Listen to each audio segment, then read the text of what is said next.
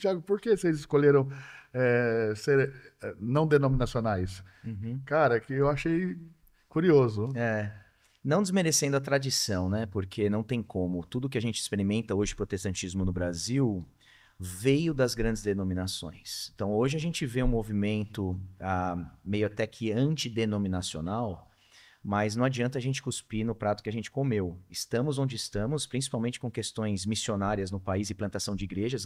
As grandes igrejas plantadas no nosso país, as históricas, são batistas presbiterianas. O rastro do protestantismo brasileiro, nós vamos cair nessas grandes denominações. Então não tem como negar o impacto das denominações no nosso país. Não só isso, mas na formação teológica do país também. A formação de novos ministros, os grandes seminários até hoje que a gente tem, a gente Os pode... metodistas também tem uma Também, parcelinha também, aí, né? também, também.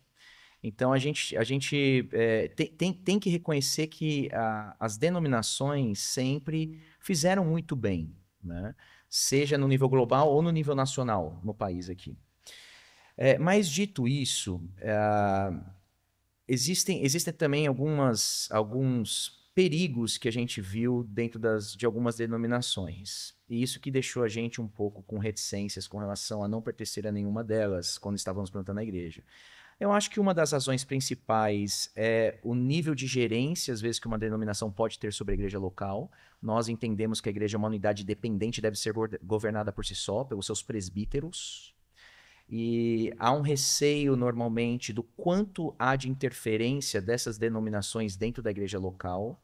Então, biblicamente pensando, a gente entende que se a igreja é governada pelos seus próprios presbíteros, qual que é o limite que a gente deve considerar dessa gerência, direta ou não, das denominações sobre uma igreja local. Então, a gente não queria correr esse risco de, às vezes, entrar num argumento com a denominação, porque a gente pensa diferente, etc. Então, a gente achou por bem caminhar assim. Então, tinha esse primeiro aspecto. Tinha um segundo aspecto, que quando a gente for escolher a confissão de fé da igreja, ou seja, o documento confessional que a gente vai querer deixar claro isso para a igreja, declaração confessional, como a gente chamar, a gente optou pela declaração confessional da Coalizão pelo Evangelho, que é uma organização interdenominacional criada nos Estados Unidos por grandes pastores, principalmente entre os batistas presbiterianos, e eles escreveram um documento de fé que dialoga com as duas grandes denominações. Então, quando a gente foi plantar a igreja, a gente falou assim, olha, a gente tem opções. Qual documento de fé que vai reger a vida da igreja doutrinariamente?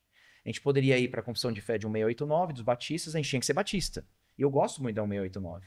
A gente poderia ir para a confissão de fé de Westminster, também gosto muito dela, só que a gente teria que ser presbiterianos.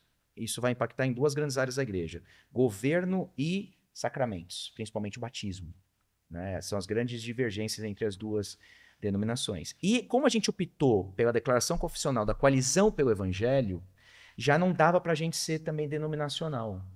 Porque a própria declaração confessional, ela já é interdenominacional, ela tem uma mistura boa, ela não vai entrar nos detalhes que vai distinguir denominações. Então a gente escolheu esse documento, né?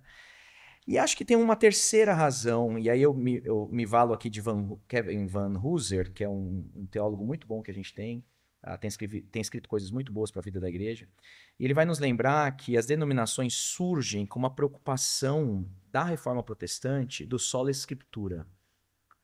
Porque, lembra, a igreja estava tentando reformar a igreja católica romana, e a gente precisava definir limites, botar os boundaries ali, né?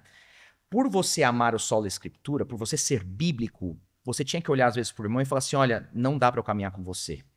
A gente entende que a Bíblia está nos guiando por esse caminho. O que o sola escritura então criou? Criou denominações. Naquela época da Reforma Protestante, o sola escritura levaria ao denominacionalismo. Hoje, o sola escritura, ele tem tirado igrejas das denominações, é um outro movimento. Por quê? Porque algumas denominações, principalmente na grande liderança dela, começam a se perder doutrinariamente. E aqueles que defendem a sola escritura hoje não vão mais defender a denominação. Eles estão falando, opa, eu não posso estar numa mesma denominação que tem o pastor A, B ou C, que tem pregado heresias por aí, esses caras às vezes estão na liderança dessas denominações, e vai linkar a nossa igreja diretamente com isso, e a gente não quer ser reconhecido por essas doutrinas. Então é muito interessante o que o Van Hooser falou. Antigamente o sola escritura levava ao denominacionalismo. Hoje, o sola escritura talvez faz a gente repensar se vale a pena estar dentro da denominação. Aí eu diria a última coisa. Nós temos irmãos preciosos hoje que decidem ficar dentro da denominação. E eu acho isso muito bacana, porque o que eles entendem não, nós não vamos abandonar o que é nosso, é nossa herança. Isso aqui é herança protestante. Querem, de alguma forma, reformar lá dentro.